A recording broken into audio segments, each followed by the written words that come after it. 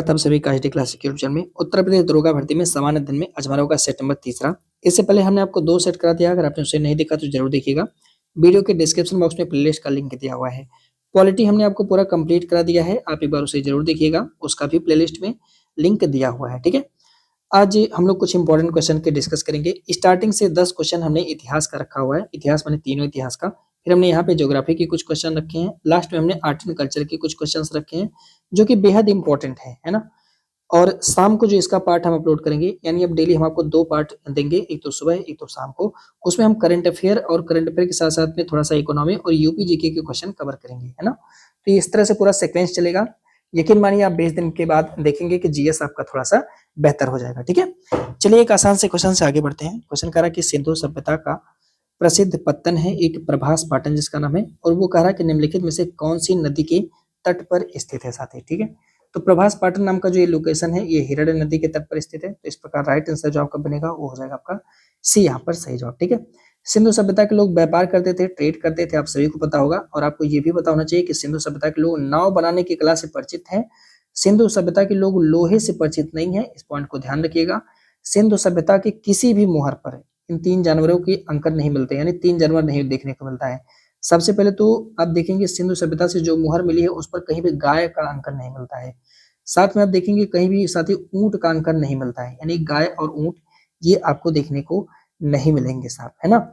इनको आप थोड़ा सा ध्यान रखना है, ये दोनों तो काफी इंपॉर्टेंट है। गाय और ऊंट का अंकन यहाँ पे देखने को साथ ही नहीं मिलता है किसी भी उम्र पे। दूसरे पॉइंट की ये लोग लोहे से परिचित नहीं है, अभी ये लोग लोहे का ज्ञान इनके पास नहीं है। और ये लोग नाव बनाने की कला से साथ ही परिचित हैं, इसे ध्यान रखिएगा। ठीक है, अब देखिए कुछ पोर्ट है कुछ पत्तन है, जैसे किम नदी पर जो पट्टन है जिसका नाम था सती भगत राव, मेघर नाम का पट्टन था, ये नर्मदा नदी के तट पर था। हिरण्य नदी के तट पर प्रभास पाटन नाम का पत्तन है। लोथल बंदरगाह था ही, आपको पता ही होगा, जो कि भोगवा और साबरमती के तट पर स्थित है। इसी तरह से सोतकांगडोर और सोतका कोह जो कि बलूचिस्तान में है पाकिस्तान में, ये दोनों के दोनों मकरान तट पर स्थित है। ठीक है, अगला सवाल करते हैं, आयुर्वेद निम्नलिखित में से किस वेद का उपवेद है। देखिए यहाँ पे बहुत ज्यादा कंफ्यूजन बनता है आयुर्वेद को लेकर के, लेकिन आप हमेशा याद रखना आयुर्वेद जो है साथी वो ऋग्वेद का, ठीक है, उपवेद है ना। हम लोग सोचेंगे कि अब बार बार लोग यजुर्वेद उत्तर मार के आ जाते हैं या अथर्ववेद मार के आ जाते हैं तो गलत हो जाता है। तो यहाँ पे ध्यान रखिएगा आयुर्वेद जो है साथी वो ऋग्वेद का उपवेद है। ठीक है, ये थोड़ा सा पॉइंट आप ध्यान रखना होगा। ठीक है, ऋग्वेद किससे संबंधित आप जानते हैं, ऋग्वेद में भगवान की स्तुति की गई है, मतलब भगवान की प्रार्थना की गई है सिर्फ, है ना। और इसका उपवेद क्या होता है साथी, आयुर्वेद होता है। जो इसको पढ़ते हैं उनको होता बोलते हैं।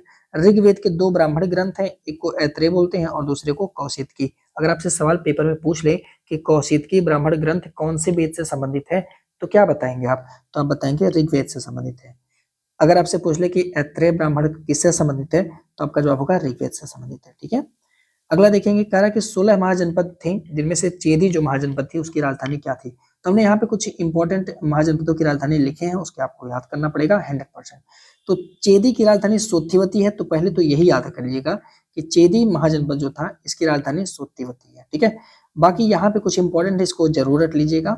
जैसे अंग की राजधानी साथी चंपा है, वज्जी की राजधानी वैशाली है, काशी की वाराणसी, मल्ल की कुशीनगर, मत्स्य की राजधानी विराटनगर, चेदी की राजधानी सोत्थिवती है। बाकी कल के सेशन में जो सुबह का जो वीडियो कल अपलोड करेंगे उसमें फिर हम जो है यहाँ पे इसको अपडेट करेंगे, है ना।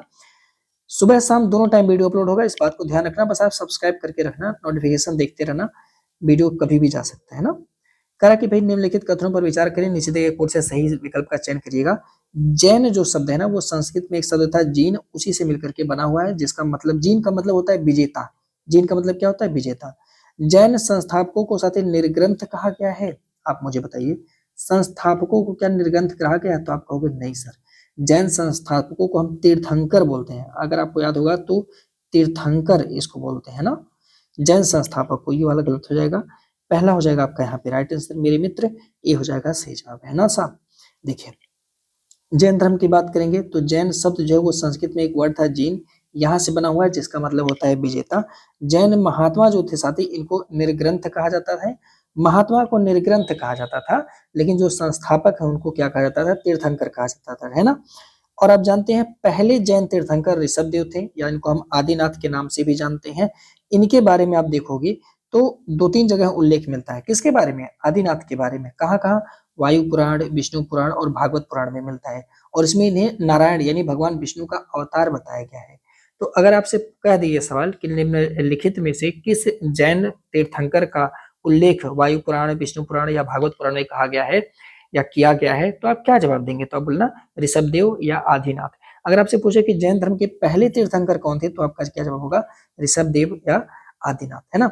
एक पॉइंट और यहाँ से पूछा जाएगा कि ऋग्वेद में एक सलाका पुरुष की कल्पना की गई है, यानी महान पुरुष की कल्पना की गई है। साथी जैन धर्म में कुल कितने तीर्थंकर हुए? तो आपको पता है 24 तीर्थंकर हुए। अगला क्वेश्चन है, कौटिल्य ने अपने अर्थशास्त्र के सप्तांग सिद्धांत में निम्नलिखित में से किसे राजा की कान कहा है? तो आप जानते हैं कौटिल्य साथी, आगे हम बढ़ेंगे चंद्रगुप्त मौर्य को लेकर के, तो ये चंद्रगुप्त मौर्य की आप जानते हैं मंत्री हैं कौटिल्य, ठीक है। और इन्होंने साथी अर्थशास्त्र पुस्तक लिखी हुई है जिसमें इन्होंने सप्तांग सिद्धांत के बारे में बताया हुआ है और इन सप्तांग सिद्धांत में इन्होंने 7 पॉइंट पर डिस्कस करी हुई है, ठीक है। अब इनमें कह रहा कि राज्य की कान किसको कहा इन्होंने, ठीक है। राज्य की कान कौन होता है? तो इन्होंने इस सप्तांग सिद्धांत में मित्र को राज्य की कान बताया हुआ है। मित्र को राज्य की कान बताया हुआ, तो डी हो जाएगा यहाँ पर आपका राइट आंसर, ठीक है। जल्दी जल्दी पढ़ने के चक्कर में थोड़ा सा वो हो जाता है, क्योंकि देखिए आप इतना फास्ट में कराता हूँ क्वेश्चन, 20 मिनट में 20 क्वेश्चन कौन करा पाता है ना, वो भी एक्सप्लेनेशन के साथ। अगर बहाना ढूंढा जाए ना तो 1.5 घंटे हो जाएंगे इस वीडियो में, समझ रहे हैं आप बात को। लेकिन टाइम क्यों बर्बाद करना है कि नहीं है? चलिए देखते हैं। देखिए कौटिल्य का जो अर्थशास्त्र है, अब जानते हैं कि यह अर्थशास्त्र और पब्लिक एडमिनिस्ट्रेशन यानी लोक प्रशासन पर लिखी गई पुस्तक है। एक पॉइंट को ध्यान रखना कि जो ये अर्थशास्त्र है कौटिल्य का, इसमें हम मौर्य साम्राज्य के बारे में बहुत कुछ जानकारी नहीं पाते हैं, ठीक है। ये नहीं कि उनकी बहुत बड़ी बड़ाई लिखी गई चंद्रगुप्त मौर्य की, ऐसा कुछ नहीं है। उनमें पब्लिक एडमिनिस्ट्रेशन कैसे चलाएंगे उन सब के बारे में लिखी हुई है, थोड़ी सी इकोनॉमी के बारे में लिखा गया है, ठीक है। भारत का मैकियावेली कहते हैं किसे? कौटिल्य को। कौटिल्य को ही हम विष्णुगुप्त या चाणक्य के नाम से जानते हैं। कभी कभी ये नाम दे देता है, पूछता है विष्णुगुप्त किसका नाम था, तो हम लोग चले जाते हैं गुप्त वंश में है, गलत हो जाता है। ये कौटिल्य को ही विष्णुगुप्त कहा जाता है, ध्यान रखना होगा, ठीक है। तो इन्होंने 7 तत्वों से निर्मित माना है, इन्होंने सप्तांग का सिद्धांत दिया हुआ है और इस सप्तांग के सिद्धांत में जो मित्र हैं उनको राज्य की कान कहा गया है। कल के वीडियो में हम डिस्कस करेंगे और 6 कौन कौन से हैं, ठीक है। बर्डन मत लीजिएगा, थोड़ा सा ध्यान से इसको समझिएगा। अगला क्वेश्चन है कि लॉर्ड कर्जन के समय में आप देखेंगे कलकत्ता कारपोरेशन एक्ट पारित किया गया और साहब पूछ रहे हैं कि भाई ये जो एक्ट है वो कब लाया जाता है, तो याद रखेंगे लॉर्ड कर्जन के समय में लाया जाता है साथी 1899 में कलकत्ता कारपोरेशन एक्ट। क्योंकि लॉर्ड कर्जन का अगर आप समय देखोगे तो 1899 से लगा करके 1899 से लगा करके जब तक देश बंग भंग आंदोलन नहीं हो जाता यानी 1905 तक ये साहब रहते हैं, ठीक है। तो इस तरह से 1899 में लाया जाता है कलकत्ता कारपोरेशन एक्ट। मेरे भाई देखेंगे लॉर्ड कर्जन के बारे में क्या क्या पूछा जाएगा। अब आने वाले जो समय है, आने वाले जो 20 सेट हैं उसमें हम लोग जितने वायसराय थे उनसे संबंधित क्वेश्चन हर सेट में लेकर आएंगे, क्योंकि पेपर में आ जाते हैं ये लोग, है ना। तो ऐसे ही याद रखिएगा 1899 में कर्जन का पहले समय याद रखिएगा 1899 से 1905, और इसके समय में सबसे पहले 1899 में कलकत्ता कारपोरेशन एक्ट की स्थापना की गई है। पुलिस प्रशासन में सुधार के लिए एंड्रयू फ्रेजर की अध्यक्षता में 1902 के अंदर अब देखोगे पुलिस आयोग का गठन किया गया है। 1902 में आप जानते हैं इसी के समय में विश्वविद्यालय आयोग की स्थापना की जाती है, ध्यान रखिएगा, ठीक है। अच्छा, इसमें 2 भारतीय लोग होते हैं, कौन कौन लोग होते हैं? एक तो सैयद हुसैन बिलग्रामी और न्यायमूर्ति गुरदास बनर्जी। इन दोनों लोग का नाम पूछता है कि मेरे भाई ये बताओ जो विश्वविद्यालय आयोग बनाया गया था 1902 में, उसमें 2 भारतीय थे और दोनों भारतीय कौन है? तो याद रखेंगे एक तो सैयद हुसैन बिलग्रामी है और एक न्यायमूर्ति गुरदास बनर्जी है, ध्यान रखिएगा, ठीक है। इसी के समय साथ ही 1899 से 1900 के बीच में अकाल आयोग, ये क्वेश्चन पेपर में बार बार पूछा गया कि किसके समय में, किस गवर्नर जनरल के समय में अकाल आयोग का गठन किया गया था? तो सर एंटोनी मैकडोनाल्ड की अध्यक्षता में किया गया था और उस समय लॉर्ड कर्जन जो है हमारे यहाँ का वाइसराय रहता है, ध्यान रखना होगा। उसी के समय में साथ ही अकाल आयोग का गठन किया जाता है 1899 से 19 को बीच में, ठीक है। अगला क्वेश्चन है कि हिंदी का पहला समाचार पत्र है उदंड मर्तंड, इसके प्रकाशक कौन थे, यानी किन्होंने हेल्प करी हुई है उदंड मर्तंड को प्रकाशित करने में? तो पंडित जुगल किशोर मिश्र का नाम याद रखिए, शुक्ल का नाम याद रखिएगा, पंडित जुगल किशोर शुक्ल का नाम याद रखिएगा, इस प्रकार भी हो जाएगा राइट आंसर। तो भैया हिंदी का अगर आपसे पेपर पूछे कि बताओ हिंदी का पहला समाचार पत्र कौन था, तो जवाब होगा उदत्त मर्तंड, मेरे भाई, है ना। देखना जरा हिंदी का पहला समाचार पत्र कौन है? तो आप बताना कि उदत्त मर्तंड है। अगर पूछेगा कि भैया ये बताओ इसका प्रकाशन कब किया गया था, तो जवाब देना आप 1826 में किया गया था। इसके प्रकाशक थे कौन? तो मेरे भाई जवाब देना आप जुगुल किशोर शुक्ल देना, ठीक है। कहाँ से प्रकाशित होता था ये बात भी बताना होगा। तो मेरे भाई ये होता था कलकत्ता से प्रकाशित होता था, और मासिक नहीं थी, ये एक साप्ताहिक पत्रिका रही है। इसी तरह से एक और पत्रिका है जिसका नाम है साथी इंडियन ओपिनियन, और आप जानते हैं इंडियन ओपिनियन के प्रकाशक स्वतः महात्मा गांधी जी थे। 1903 में दक्षिण अफ्रीका में इंडियन ओपिनियन नामक पत्रिका इन्होंने लॉन्च करी हुई है, ठीक है। और आपको बताएं कि यह पत्रिका 4 भाषाओं में थी। पहली बात तो गुजराती में है, हिंदी में है, तमिल और अंग्रेजी में प्रकाशित होती थी। तो कभी-कभी ये सवाल पूछ लेता है कि इंडियन ओपिनियन किन भाषाओं में थी, या इनमें से किस भाषा में नहीं थी, बीच में उर्दू डाल देगा, है ना, कंफ्यूजन बनाने के लिए, ध्यान रखिएगा। अगला, डॉट डॉट को बंगाल के विरोध में कलकत्ता के टाउन हॉल में एक विशाल प्रदर्शन का आयोजन किया गया, और उस समय स्वदेशी एवं बहिष्कार आंदोलन प्रारंभ करने की घोषणा की गई थी। कब ये काम किया गया था? बंगाल विभाजन के विरोध में कलकत्ता के टाउन हॉल में एक विशाल प्रदर्शन किया गया, और उस समय स्वदेशी और बहिष्कार आंदोलन घोषित करने की बात की गई। देखो यार, बहुत बड़ी-बड़ी इसके पीछे वैसे तो कहानी है साथी, है ना? लेकिन जो मूल आंसर इसमें अगर देखा जाए तो 5 अगस्त 1905 सॉरी 7 अगस्त 1905 को ये काम किया गया था। बंग भंग आंदोलन स्टार्ट करने की मांग साथी डिमांड यहाँ पे की जाती है, ठीक है। लेकिन इसके बाद भी देखिए होता क्या है, पूरी कहानी को सुनना जरा। बंगाल को विभाजन करने की बात तो 1903 में ही सरकार के द्वारा किया जाता है ना? लेकिन इस पर सरकार अमल नहीं करती है। आगे चल के आप देखोगे तो एक समय आता है साथी, जब 1905 का समय आता है, सरकार इस पर अमल करती है, ठीक है। 1905 में सरकार अमल करती है और एक घोषणा पत्र जारी करती है कि हम जो है बंगाल का विभाजन कर देंगे, ऐसा, ठीक है, ऐसा, ठीक है। जब ये बात हमारे यहाँ के जो राष्ट्रवादी लोग हैं उनको पता चलता है, तो इसी के विरोध में ये लोग इकट्ठा होते हैं 7 अगस्त 1905 को, और कहते हैं कि अब अगर ऐसा किया गया, विभाजन अभी नहीं हुआ था, इन्होंने कहा कि यार अगर विभाजन किया गया तो हम यहाँ पे एक आंदोलन, एक मूवमेंट स्टार्ट करेंगे, जिसे हम लोग बोलते हैं स्वदेशी और बहिष्कार आंदोलन, ठीक है। ऐसा करेंगे। इसमें बहुत सारे लोग शामिल हैं साथी, एस.एन. बनर्जी साहब भी, सुरेंद्र बनर्जी साहब भी इसमें शामिल हैं, ठीक है। इन्होंने ऐसा घोषणा कर दिया, लेकिन कर्जन को ये बात समझ में नहीं आई। कर्जन बोला है ये सब मजाक कर रहे हैं, ठीक है। कर्जन ने क्या किया, इन सबको इग्नोर किया, और इग्नोर करने के साथ साथ आप देखोगे तो 16 अक्टूबर का समय साथी, 16 अक्टूबर 1905 को बंगाल का विभाजन लॉर्ड कर्जन कर देता है। इन सबको इग्नोर कर देता है, अगस्त वाली कोई बात नहीं मानता, 16 अक्टूबर 1905 को विभाजित कर देता है, ठीक है। आगे चल के दिल्ली दरबार लगता है, और दिल्ली दरबार में पुनः जो है बंगाल को 1911 में साथी मतलब फिर से विभाजन को रद्द कर दिया जाता है आगे चल के। लेकिन यहाँ पे जो हमारा राइट आंसर हो जाएगा वो होगा हमारा 7 अगस्त 1905, यानी डी हो जाएगा प्रश्न का सही जवाब, राइट आंसर मेरे साहब, ठीक है साहब। अगर हम बात करेंगे बंगाल विभाजन को लेकर के, तो इसका विभाजन कब किया गया, तो आप बताना 16 अक्टूबर 1905 को किया गया, और इस समय लॉर्ड कर्जन वायसराय हैं, और सर एंड्रूज फ्रेजर, ये भी याद रखना होगा साथी, ये लेफ्टिनेंट गवर्नर जनरल है। ये सवाल याद रखिएगा, क्योंकि ये सवाल हमसे पूछता है कि जब बंगाल का विभाजन होता है तो बंगाल के लेफ्टिनेंट गवर्नर जनरल कौन है, तो सर एंड्रूज फ्रेजर है, ठीक है। और क्वेश्चन पूछता है कि इस समय भारत में ब्रिटिश पत्रकार कौन थे, तो H.W. नेविल्सन, जब ये आंदोलन मतलब विभाजन हो रहा है तो ब्रिटिश पत्रकार है साहब, ठीक है। और इन्होंने एक पुस्तक लिखी हुई है, the new spirit in India, the new spirit in India नामक पुस्तक H.W. नेविल्सन ने लिखी हुई है, ठीक है। 7 अगस्त 1905 को बंगाल के विभाजन के विरोध में कलकत्ता के टाउन हॉल में सब लोग इकट्ठा होते हैं, और वहां पे स्वदेशी और बहिष्कार आंदोलन जो है साथी स्टार्ट कर देते हैं, लेकिन कर्जन नहीं मानता है, और 16 अक्टूबर 1905 को बंगाल को विभाजित कर देता है, ठीक है। ध्यान रखेंगे साहब, है ना। अगला, करा के निम्नलिखित में से कौन सा कथन दादा भाई नौरोजी के बारे में सही है। इन्होंने 1906 में भारतीय राष्ट्रीय कांग्रेस की कलकत्ता अधिवेशन की अध्यक्षता की थी, बिल्कुल सही है। इन्हें grand old man of India के नाम से भी जाना जाता है, ये बात भी बिल्कुल सही है। सी आंसर हो जाएगा आपका राइट आंसर, क्योंकि पूछा है भैया कौन सा स्टेटमेंट आपका सही होने वाला है यहाँ पे, ठीक है। अब देखिए कौन कौन से क्वेश्चन और बन सकते हैं नौरोजी हिसाब से।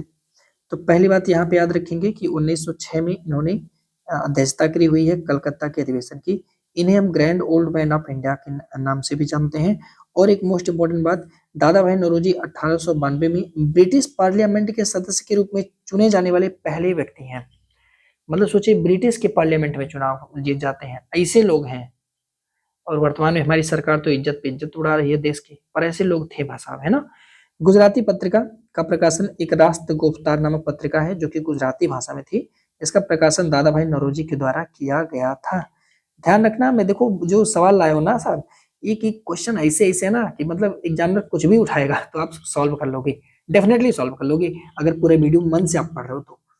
वहां देखना कुछ अलग से पूछ ही नहीं सकते, सब इन्हीं सेट से आ जाएगा, है ना, कुछ भी कर ले एग्जामिनर। देखो 1905 में लंदन में बना था इंडियन होम रूल सोसाइटी, जिसे हम भारतीय स्वशासन या इंडिया हाउस के नाम से कहते हैं। कह रहा कि इसकी स्थापना किसने किया हुआ था, और इस क्वेश्चन को जरा लगाना इंपॉर्टेंट है, अभी तो मैंने नहीं बोला पर इसको लगाना इंपॉर्टेंट है ना, क्योंकि इसमें ज्यादातर लोग कंफ्यूजन में रहते हैं साहब, है ना।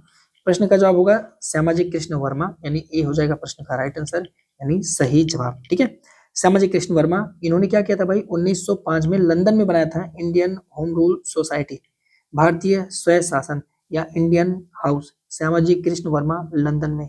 ध्यान रखना इस पॉइंट को, देखना जरा। अगर हम बात करेंगे, ऐसे सीधा आपसे पूछेगा कि इंडियन होम रूल सोसाइटी या भारतीय स्वशासन या इंडियन हाउस के संस्थापक कौन थे, तो जवाब होगा श्यामाजी कृष्ण वर्मा। अगर कह देगा कि इसकी स्थापना कहाँ पे की गई थी, तो बताना 1905 में किया गया था, लंदन, इंग्लैंड। श्यामजी कृष्ण वर्मा के बाद विनय दामोदर सावरकर यानी वीडी सावरकर साहब जो है वो इंडिया हाउस की कमान संभालते हैं, उसे पकड़ते हैं साहब, है ना, जब वो मर जाते हैं तब। आगे आप देखेंगे कि एक ही और व्यक्ति है साहब जिनका नाम मदन लाल ढींगरा साहब, कर्नल वायली की हत्या कर देते हैं 1 जुलाई 1909 को। ऐसा सवाल सीधे पूछता है आपसे, ठीक है। 13 मार्च 1910 को आप जानते हैं नासिक षड्यंत्र केस में विनय दामोदर सावरकर को पकड़ा जाता है, वीडी सावरकर को पकड़ा जाता है और इन्हें काले पानी की सजा साहब दे दी जाती है, ठीक है। 13 मार्च 1910 को यह काम किया जाता है, सब ध्यान रखेंगे। अगला क्वेश्चन है, डाउन्स निम्नलिखित में से किस देश का शीतोष्ण घास का मैदान है।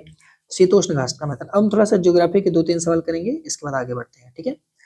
अब मुझे बताओ डाउन्स नाम का शीतोष्ण घास का मैदान कहाँ पे मिलता है।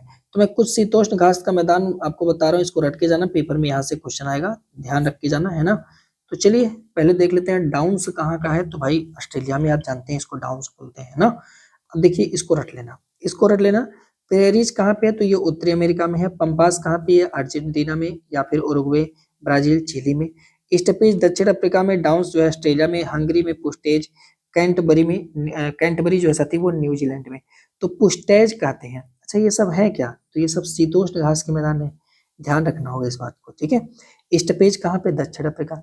ज्यादातर पुस्टेज अगर पूछेगा तो हंगरी बताना, कैंटबरी अगर पूछेगा तो न्यूजीलैंड का नाम आप लोग ले लेना, ठीक है। अगला, गोविंद राष्ट्रीय उद्यान कह रहा है कि निम्नलिखित में से किस राज्य में स्थित है। राष्ट्रीय उद्यान से एक सवाल बन सकता है, तो ये सती गोविंद नाम का जो राष्ट्रीय उद्यान है ये उत्तराखंड में स्थित है। उत्तराखंड में कुल कितने हैं, तो कुल 6 हैं, इनका नाम थोड़ा सा याद रखेंगे, 4-5 हो गया, 6 कौन कौन से हैं। तो पहली बात तो उत्तराखंड में आप जानते हैं जिम जिम जिम कार्बेटा यहाँ पे है, ठीक है। फिर जिम के बाद कौन करेगा, गोविंद कर रहा है। जिम कौन कर रहा है, तो गोविंद कर रहा है भाई, है ना, बहुत बढ़िया, गोविंद भाई जिम कर रहे हैं साथी, ठीक है।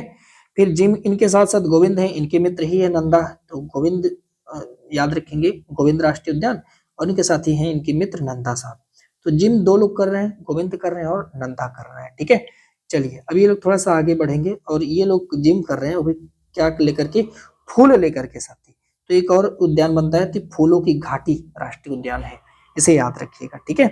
अब फूल लेकर आए हैं तो किसी को देंगे, ऑब्वियसली देंगे, तो एक और व्यक्ति हैं, महिला है, जिनका नाम है गंगोत्री, याद रखेंगे गंगोत्री। भाई मैं कोई टिक बना रहे हो, मेरे दिमाग में जो आ रहा है मैं वही बोल रहा हूँ, इसके लिए मुझे क्षमा करना, है ना।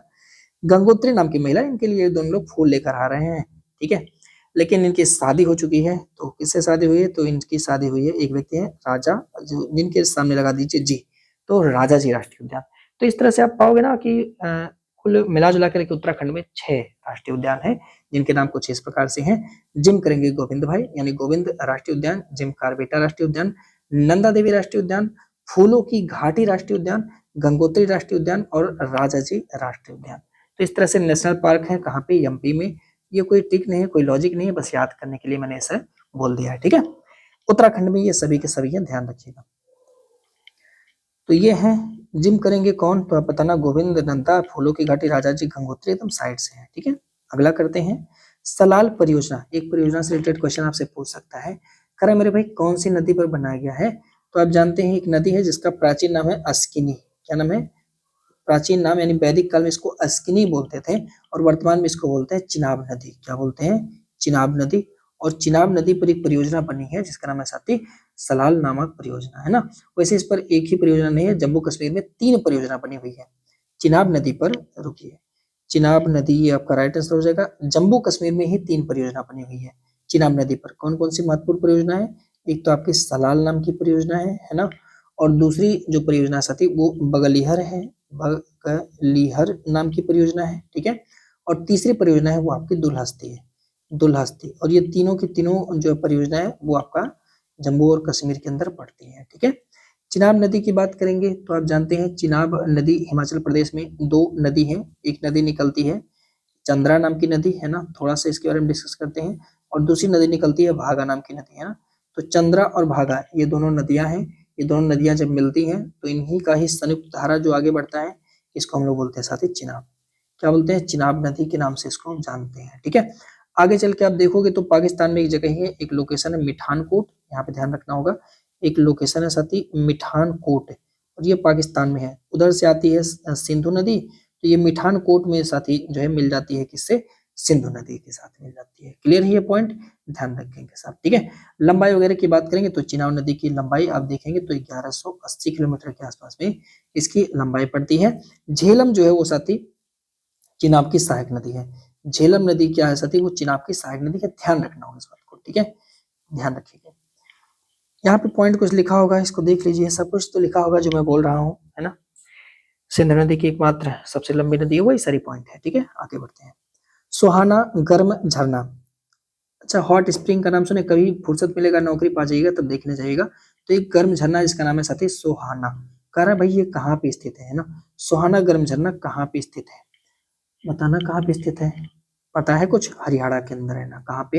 हरियाणा के अंदर है साथी। सोहाना हरियाणा में है। अब मैं कुछ आपको हॉट स्प्रिंग दूंगा, उसको रट लेना। रटना जरूरी है, बिना रटे काम नहीं चलेगा। जैसे हिमाचल प्रदेश में मणिकर्ण, मणिकर्ण हिमाचल प्रदेश। अच्छा, मणिकर्णिका घाट वो बनारस में पड़ता है, उसको लेकर के कहीं कंफ्यूजन मत बनाना है, ठीक है। उड़ीसा में तप्त पानी, ये पेपर में काफी आता है। महाराष्ट्र का ब्रजेश्वरी भी पेपर में आता है। राजस्थान में नारायणी हॉट स्प्रिंग है। लेह में पनामिका है। खीर गंगा भी पेपर में, ये सब आते हैं पेपर में यार। केदारनाथ में गैरीकुंड है। सिक्किम में थुमथांग है। गुजरात में लसुंद्रा, लसुंद्रा हिल्स तो आप जनरल करते हैं, पहाड़ी भी है और वाटरफॉल्स भी है ना। गर्म झरना है, गर्म पानी है। बाकी सुहाना तो हरियाणा में। एमपी में अनहोनी नाम का जो है गर्म झरना आपको देखने को मिलेगा मेरे साथ, ठीक है साहब। आगे करें कि निम्नलिखित में से किस पंचवर्षीय योजना में कृषि को उच्च प्राथमिकता दी गई तथा योजना सफल रही एवं इसने लक्ष्य से ज्यादा विकास दर हासिल किया था। कह रहा कि कृषि को उच्च प्राथमिकता यहाँ पे दिया जाता है और जो है साथी ये प्लानिंग भी इनकी सक्सेसफुल रहती है। तो ये कौन सी पंचवर्षीय? तो पहली पंचवर्षीय योजना में कृषि को उच्च प्राथमिकता दी जाती है और ये इनकी प्लानिंग साथी सफल भी रहती है। और आप जानते हैं पहली पंचवर्षीय योजना हैरोल्ड डोमल मॉडल पर बेस्ड था। इसके बाद मोदी जी आए तो वो बोले नहीं, अब हम नीति लॉन्च करेंगे। और जो नीतियां हैं वो आप देख रहे हैं, जो है कॉर्पोरेट के लिए काफी बना रहे हैं, कॉर्पोरेट सेक्टर के लिए पूरा काम कर रहे हैं साथी। तो गलत कर दे रहे हैं, ऐसा देश के साथ नहीं करना चाहिए। अब जैसे आप देख रहे हैं कि हमारे यहाँ न्यूक्लियर सिस्टम में भी अगर प्राइवेट सेक्टर को ला देंगे तो कहीं ना कहीं हर जगह करप्शन और बहुत चीजें दिक्कत करने लगेंगी। तो मोदी जी बाद में जाकर के नीति आयोग लेकर आते हैं। नहीं तो पहले 5 साल के लिए गवर्नमेंट एक प्लान बनाती थी और एक किसी पर्टिकुलर सेक्टर को ला करके उसके अंदर इन्वॉल्व करती थी और उस पर जो है पूरा काम करती थी। पर सरकार ने इसको बोला कि नहीं, अब हम योजना नहीं बनाएंगे, योजना नहीं बनाएंगे, सीधे नीतियों को बनाएंगे। और नीतियां जो है कोई बिल्कुल सक्सेस नहीं रही, सब फ्लॉप हो गई हैं, ठीक है। पर पहली जो पंचवर्षीय योजना थी हैरोल्ड डोमर मॉडल पर बेस्ड था साथी। और इसमें जो है कृषि को उच्च प्राथमिकता दी गई। नेहरू जी की सरकार है, ठीक है। कृषि को उच्च प्राथमिकता दी जाती है और ये योजना साथी सफल भी रहता है। इसी के दौरान 2 कार्यक्रम भी सरकार लॉन्च करती है। 1952 में आप देखोगे तो सामुदायिक विकास कार्यक्रम लॉन्च किया जाता है, सामुदायिक विकास कार्यक्रम लॉन्च किया जाता है। और एक होता है राष्ट्रीय प्रसार सेवा। इसी समय राष्ट्रीय प्रसार सेवा भी लॉन्च किया जाता है।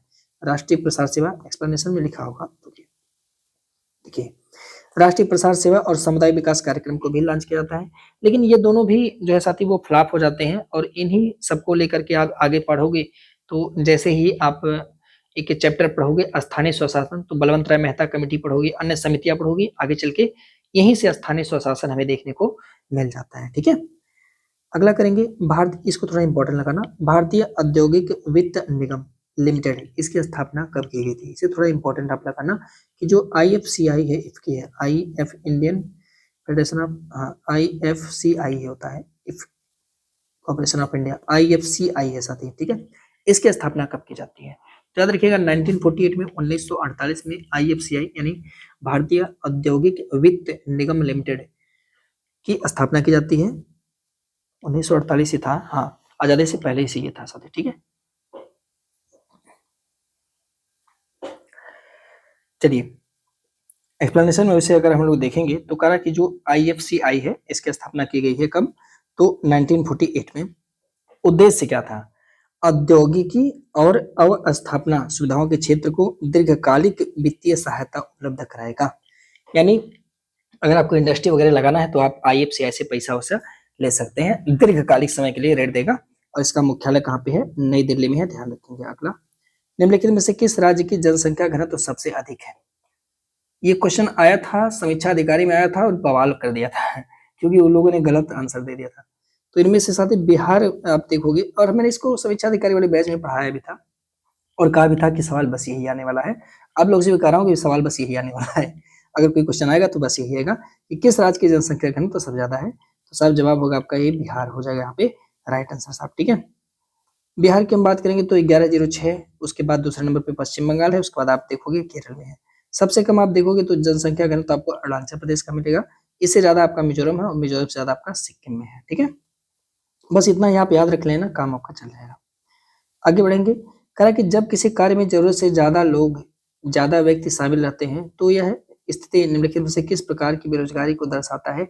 और भारत में यही बेरोजगारी सबसे ज्यादा है, उत्तर प्रदेश में बहुत है, प्रच्छन्न बेरोजगारी इसको बोलते हैं, है ना।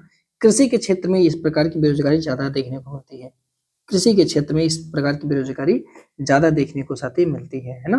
प्रच्छन्न बेरोजगारी में क्या होता है कि एक ही काम को एक से अधिक लोग जो है करते हैं, मतलब जरूरत नहीं होती लेकिन फिर भी लोग करते हैं, तो इसको हम बोलते हैं प्रच्छन्न नाम की बेरोजगारी, है ना।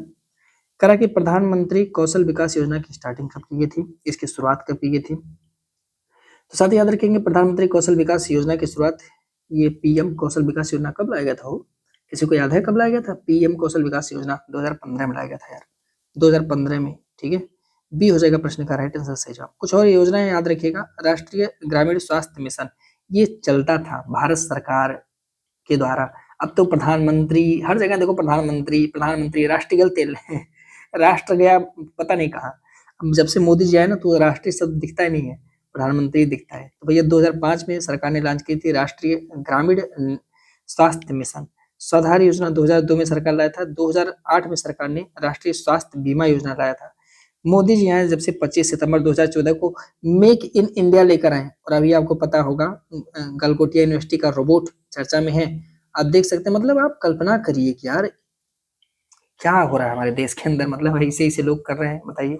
ये कोई छोटी गलती है? बहुत बड़ी गलती, इंटरनेशनल लेवल के स्तर पे अब हमें फंडिंग नहीं मिलेगी आर्टिफिशियल इंटेलिजेंस के लिए। जो फंडिंग मिलता था एक यूनिवर्सिटी की गलती से, अब वो फंडिंग सोच समझ के लोग हमारे यहाँ इन्वेस्टमेंट करेंगे, है ना। पूरी मॉडल खराब कर दिया लोगों ने देश के। फिर आप देखेंगे सितंबर 2014 दीनदयाल अंत्योदय स्कीम लेकर के आते हैं, और इसके तहत अनाज वगैरह लोगों को मिलता है। 11 अक्टूबर 2014 को सांसद आदर्श ग्राम योजना, और इसके तहत आप जानते हैं कि संसद जितने भी गांव की सड़कें हैं उसको सुधार करने के लिए ये चीजें शुरू की गई है। ऐसे ही एक और योजना है साथी, मेंबर ऑफ पार्लियामेंट लोकल और MP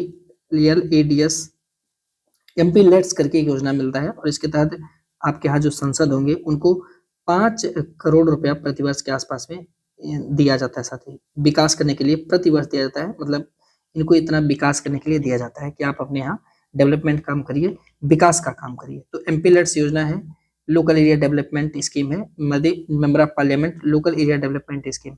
अब आपके यहाँ कितने MP लोग कितना पैसा निकाले, कितना काम नहीं किए हैं, उसकी जानकारी के लिए आप लोग जो इस वेबसाइट पे विजिट करिएगा mplets.gov.in, आपको पता चलेगा कि आपके सांसद कितना रुपया इसके तहत निकाल चुके हैं। आगे देखेंगे तो 15 जुलाई 2015 को प्रधानमंत्री कौशल विकास योजना लाया गया था, और इसके लिए लोगों को स्किल सिखाने का काम इसके तहत किया जाना था, पर वो लोग स्किल सीख करके कहाँ जाएंगे वो नहीं पता है। आगे, निम्नलिखित में से किस वर्णक के कारण पपीते का पीला रंग होता है? ये तो सबको पता होगा, जरूर बताइएगा किसके कारण होता है। तो आप जानते हैं कैरिक्थोजीन, करिका जय जैंथीन नाम का एक पाया जाता है वर्ड, जिसके कारण पपीता का जो है वो साथी पपीते का रंग जो है पीला, हल्का पीला भी होता है, ठीक है, और पीला हल्का लाल हो जाना ऐसा कुछ होता है, जो मतलब पपीते में जो चेंजिंग आता है वो इसी के कारण होता है, ठीक है। और एंथोसायनिन के कारण क्या होता होगा, सेब का लाल, सेब, ये जो सेब होता है ना लाल हो जाता है, तो ये एंथोसायनिन पाया जाता है, सेब लाल होता है। लाइकोपिन के कारण क्या होता है, टमाटर, टमाटर जो लाल होता है तो उसके अंदर लाइकोपिन पाया जाता है। बाकी करिकाजेंथिन, तो करिकाजेंथिन पपीता, याद रखना होगा पपीता। कैरोटीन आपको याद होगा क्या, गाजरी हो, गाजर जो है इसके कारण से, गाजर, ठीक है साहब। और एक होता है जेंथोफिल, हल्दी का याद रखिएगा, जेंथोफिल, जेंथोफिल, है ना, कितना सुंदर मैं लिखता हूँ, है ना, मैं ही दोबारा नहीं पढ़ पाता हूँ, तो इसको थोड़ा ध्यान रखना। जेंथोफिल के कारण क्या होता है, हल्दी का रंग पीला होता है, हल्दी का रंग पीला होता है, तो ये सब आप बता देना एग्जामिनर को, ठीक है। तो ये थे आज के 20 क्वेश्चन, और भी क्वेश्चन है क्या इसमें, बहुत सारे क्वेश्चन है। चलिए कर लेते हैं, 10 क्वेश्चन और होगा, मुझे लगता है इसमें 30 क्वेश्चन है, कोई दिक्कत नहीं है। अब मुझे बताइए कि करा की किलोसिस नामक बीमारी, कल हमने इस पर डिस्कस किया था, एक बार आप इसका रिवीजन कर लीजिएगा। किलोसिस नाम की बीमारी विटामिन B2 के कारण होता है। अगर हम लोग देखेंगे तो विटामिन B2 को हम राइबोफ्लोविन के नाम से जानते हैं, और इसी से किलोसिस नाम की बीमारी होती है। विटामिन ए को थायमिन बोलते हैं, बेरी रोग होता है। विटामिन B3 नियासिन, पेलाग्रा रोग होता है। विटामिन B5 पेंटोथेनिक अम्ल इसको बोलते हैं, और जनन क्षमता की कमी, अस्थमा, तनाव, ये सब होता रहता है। विटामिन B6 ये पैराडिक्सिन, रुधिर छीरता, चर्म रोग और पेशियों में ऐंठन, ये सब देखने को मिलता है।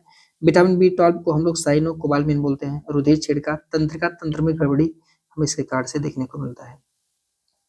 करा कि नारियल का खाने योग्य भाग निम्नलिखित में से कौन सा होता है, यानी कौन सा पार्ट हम लोग नारियल का खाते हैं, तो नारियल का भ्रूण पोष खाया जाता है, ठीक है। नारियल पानी पीते हैं मत करना, ठीक है, नारियल का भ्रूण पोष। हाँ, एक बार ऐसे क्लास पढ़ा रहे थे ना, एक बच्चा कहा सर नारियल पानी, अरे यार, नारियल का खाने का पार्ट पूछा है तो नारियल का भ्रूण पोष बताना, ठीक है। तो इस प्रकार से बी हो जाएगा राइट आंसर। अब ये कुछ फल हैं, इनका खाने योग्य पार्ट है, इसको थोड़ा ध्यान रखिएगा। जैसे पुष्पासन जो है वो सेब और नाशपाती के पुष्पासन को खाया जाता है, ध्यान रखना होगा। फल भित्ति की बात करेंगे या बी जानडनसन की, तो अमरूद, अंगूर और टमाटर। मध्य फल भित्ति खाते हैं हम लोग, पपीता और आम का। भ्रूणपोष नारियल का। मध्य और अंतः भित्ति खाया जाता है किसका, केले का। भ्रूणपोष और भ्रूण ये गेहूं का होता है। पुष्प वृंत और बीज पत्र ये काजू का होता है। एरिल जो है साथी ये लीची का होता है, ध्यान रखना होगा। बीज पत्र और भ्रूण जो है वो चना और मूंगफली का होता है। परिदल पुंज ये अनानास का होता है। परिदल पुंज और बीज खाते हैं किसका, कटहल का। एक दिन में नहीं याद होगा, इसको 2-3-4 बार पढ़ेंगे तब याद होगा, ठीक है। अगला, ड्राम निम्नलिखित में से किस देश की मुद्रा है, ये क्वेश्चन इंपॉर्टेंट है। ड्राम कह रहा है साथी कौन से देश की मुद्रा है, तो याद रखिएगा ड्राम कहाँ की मुद्रा हो, अर्मेनिया की, है ना। ड्राम अर्मेनिया की मुद्रा है, ड्राम जो है वो अर्मेनिया की मुद्रा है, देख लीजिए, सी ही राइट आंसर है, बिल्कुल सही है। अल्बानिया, अल्बानिया की राजधानी क्या है, तिराने, और यहाँ की मुद्रा क्या है, लेक।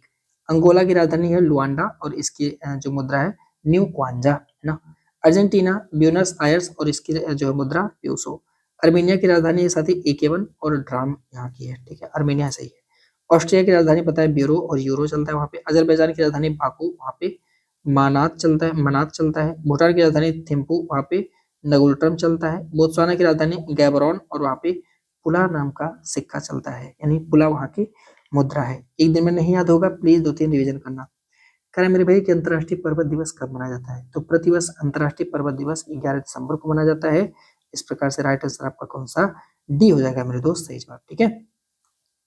7 दिसंबर को क्या मनाते हैं, अंतर्राष्ट्रीय नागर विमान दिवस मनाते हैं। 9 दिसंबर को अंतर्राष्ट्रीय भ्रष्टाचार निरोध दिवस मनाते हैं।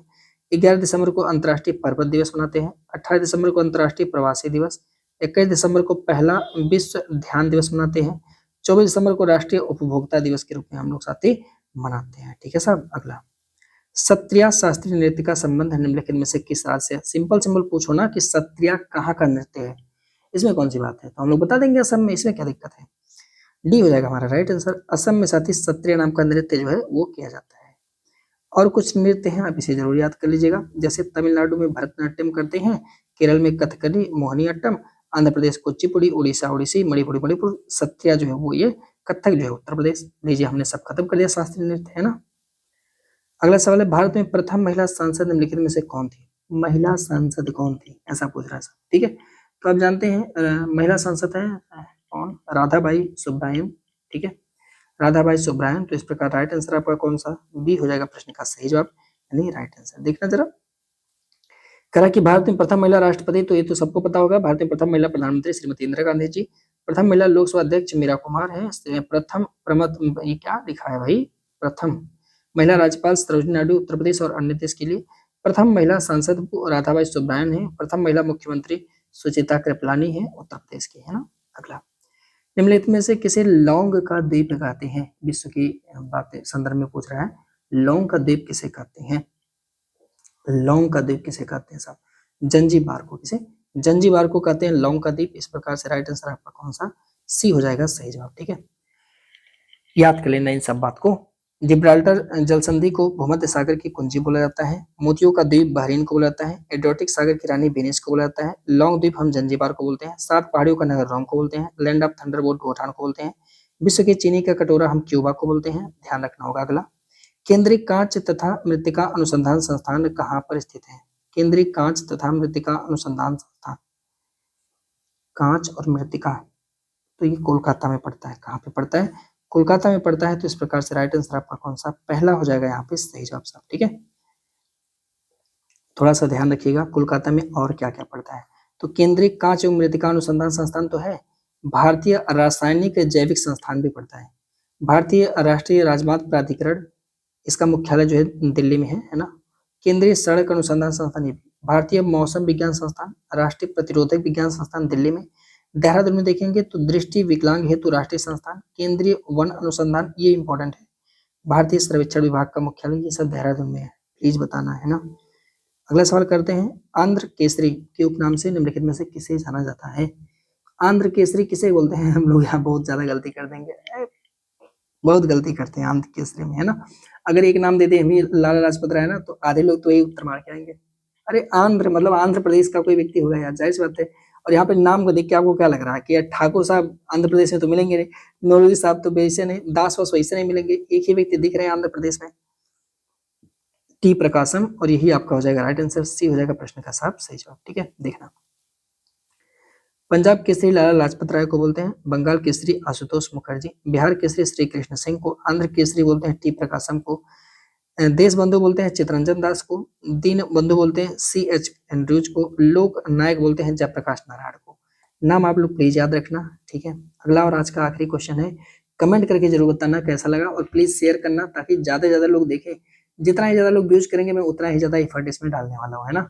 तो प्लीज आप लोग इतना तो मेरा काम कर सकते हो, और समझ में आ रहा तो यार लाइक तो जरूर करना है कि नहीं है।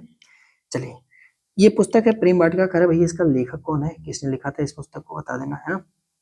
तो इसके लेखक रस खान, कौन है, रस खान है। तो इस प्रकार से राइट आंसर आपका हो जाएगा सी। ये कुछ पुस्तक है, इनको आप रख लेना। पंचतंत्र तो आप सभी को पता होगा, रस खान प्रेम वाटिका, शूद्रक मच्छ कट्टिकम, अश्वघोष बुद्ध चरित्र, बाणभट्ट कादम्बरी, अमर सिंह अमरकोश, फिरदौसी जो है साथी ये शाहनामा के राइटर है। उम्मीद करता हूँ कि आपको समझ में आ रही होगी। मिलते हैं उससे अगले सेशन में, यानी आज के शाम करंट अफेयर, यूपीजी के और इकोनॉमी के सेशन के साथ। वंदे मातरम, जय हिंद।